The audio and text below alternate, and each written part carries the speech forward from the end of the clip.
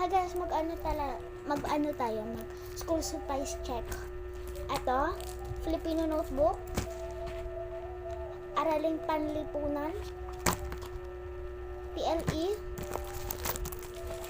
English, Mate,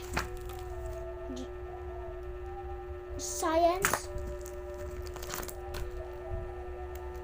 Math,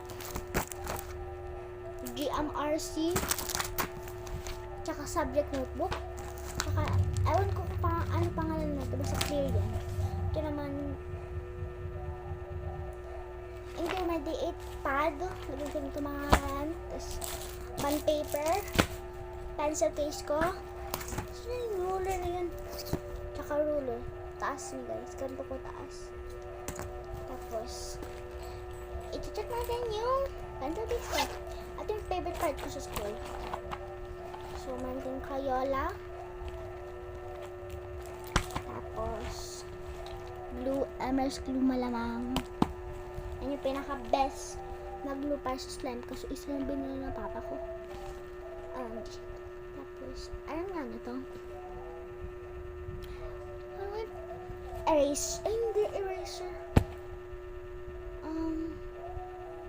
sharpener pala. Ito din, dalawang sharpener ko. Tapos yung eraser ko dito. Tapos yung scissors. Tapos meron pa sa likod. Meron tayong 1, 2, 3, 4, 5 na pencil. Tsaka whiteboard siya na marker. Pag 9 pesos lang to. Sa DIY to binili ng papa ko, hindi ako sinama. Kasi pag sumama daw ako, marami daw ang bibilhin. True naman yan. Alam mo, magaganda yung mga gamit yun sa DIY. Tsaka ito pala yung bag ko. May raincoat na ako, tsaka ayan ko. Bye guys!